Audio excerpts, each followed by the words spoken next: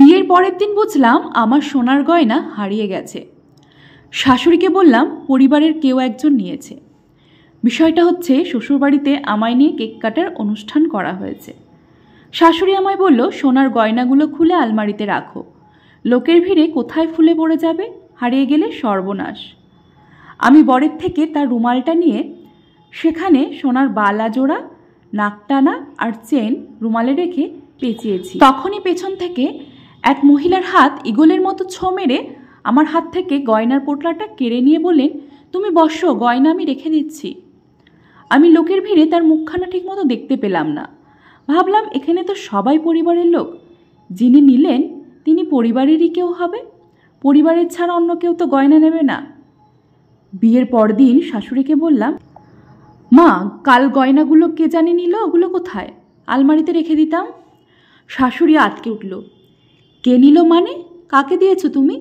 আমি না বললাম, খুলে আমাকে দাও। আমাকে না দিয়ে কাকে দিয়েছ? শাশুড়ির কথায় থতমত খেয়ে বললাম, আপনাকে দেওয়ার আগে এক মহিলা আমার থেকে গয়নার পোটলাটা নিয়ে বলল উনি রেখে দেবে। সবাই একসাথে যখন কেক কাটতেছিলাম তখন গয়না খুলে রুমালে পেঁচিয়েছি, তখনই কেউ একজন আমার হাত থেকে ছো মেরে নিয়ে নিয়েছে। কোন মহিলা? চেনো তাকে? আমি তো চিনি না। শাশুড়ি কড়া গলায়, পাগলি নাকি তুমি? চেনো না তাকে, গয়না দিয়ে দিলে কেন? আতঙ্কে কেঁদে ফেললাম। কান্না সামলে বললাম, আমি ভেবেছিলাম এখানে সবাই তো পরিবারের লোকজন, যিনি নিয়েছেন তিনিও পরিবারেরই কেউ হবে। ভিড়ে ওনার মুখটাও দেখিনি। শাশুড়ি মাথায় হাত রেখে বসে পড়লেন। বড় নিঃশ্বাস নিয়ে বলতে লাগলেন, 4.5 ভরি স্বর্ণের জিনিস কার হাতে দিলে ও কি আর পাওয়া যাবে? বিয়ে বাড়িতে উপস্থিত একে একে সবাইকে জিজ্ঞাসা করলেন শাশুড়ি। সবার একই উত্তর, কই না তো, নতুন বউয়ের থেকে আমি তো কোনো গয়না নিইনি। শাশুড়ি বললেন, প্রথমেই বুঝেছিলাম এই গয়না পাওয়া যাবে না, এত দামি গহনার লোভ কেউ সামলাতে পারে? বিয়ে বাড়ি যেন মরা বাড়ির রূপ নিল। এত টাকার গয়না এভাবে হারিয়ে যাওয়া তো চারটিখানি কথা নয়। এরপর কেটে গেল 6 মাস। গয়নার শোকে আমি তখনও কাতর। শাশুড়ি মাঝে মাঝেই রাগারাগি করে এবং রাগীশ্বরে বলে, এমন বোকা মেয়ে মানুষ আমি কখনো দেখিনি। বিষণ্ণ হয়ে বললাম, আমার কি দোষ বলো তো মা? উনি হুট করে আমার হাত থেকে গয়না কেড়ে নিয়ে বললেন ওনার কাছে রাখবে, আর আমি ভেবেছিলাম এখানে সবাই তো পরিবারের মানুষজন, পরিবারের লোক হয়েছে তাতে কি? পরিবারের সবাইকে আপন হয়? হাতের 5টা নখ কি সমান? গয়নার আশা ছেড়েই দিয়েছি। এমনি একদিন আমার সন্দেহ হলো। শাশুড়ির কাছে গিয়ে বললাম, মা, আমি একজনকে সন্দেহ করেছি, আমার মনে হয় উনিই নিয়েছেন। শাশুড়ি চোখ বড় বড় করে, কাকে সন্দেহ করেছ? শুধু শুধু কারোর ওপর সন্দেহ করে পরে যদি সেটা মিথ্যা হয় তাহলে কিন্তু মুখে চুলকানি পড়বে। কাউকে বলিনি, আপনাকেই প্রথম বললাম। মনে হয় আমি খুঁজে পেয়েছি গয়নাকে চুরি করেছে। লক্ষ্য করলাম শাশুড়ির গা ঘামতে শুরু করেছে এবং আড়ষ্টভাবে কাপা কাপা স্বরে বলল, কে? কাকে সন্দেহ করেছো তুমি? আমি মৃদু হাসলাম। মনে মনে ভাবলাম বোধহয় চোরকে ধরতে পেরেছি। শাশুড়ি মাকে বললাম, বিয়ের দিনের হারিয়ে যাওয়া গয়নাগুলো কে নিয়েছে সেটা অনুমান করেছি। শাশুড়ি মা চোখ মুখ কুঁচকে চিন্তিত ভঙ্গিতে বলল, কাকে অনুমান করেছ? এখনও পুরোপুরি শিওর না, আর কয়েকদিন দেখি তারপরে বলবো। আমাদের বাড়ির কাউকে সন্দেহ করছো? কার চরিত্র এত নিচু? কথাবার্তার এই পর্যায়ে স্বামী ফিরল। সোফায় গা এলিয়ে দিয়ে ক্লান্ত স্বরে বলল, সুনন্দা, 1 গ্লাস জল দাও তো। শাশুড়ি ঘর থেকে বেরিয়ে স্বামীর হাতে জলের গ্লাস দিলাম। তার মন বিষণ্ণ। বললাম, ক্লান্ত লাগছে খুব? না চিন্তা? কে নিয়ে? লোনের টাকা দিয়ে সংসার সামলাতে হিমশিম খাচ্ছি। আমি বাবাকে বলে কিছু নেই? স্বামী চোখ বড় বড় করে তাকালো, বলল, বাবাকে কি বলবে? তোমার জামাই বিয়েতে লোন নিয়ে গয়না কিনে দিয়েছে, এখন কিস্তি সামলাতে পারছে না, সাহায্য করো। বাবাকে এসব বলবে? তুমি শুধু শুধু রেগে যাচ্ছ।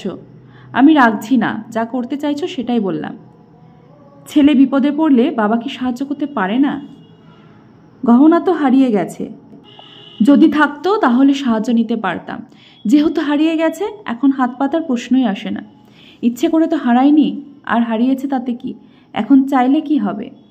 ওসব বিয়েতে তোমায় উপহার দিয়েছি, এমন তো না নিজের সম্পদ করার জন্য ইনভেস্ট করেছিলাম। কি দরকার ছিল লোন নিয়ে এত গয়না গড়িয়ে দেওয়ার? প্রশ্নটা করে নিজেই চুপ হয়ে গেলাম। কেন দিয়েছ কারণটা আমার জানা। বিয়েতে দাদার অমত ছিল।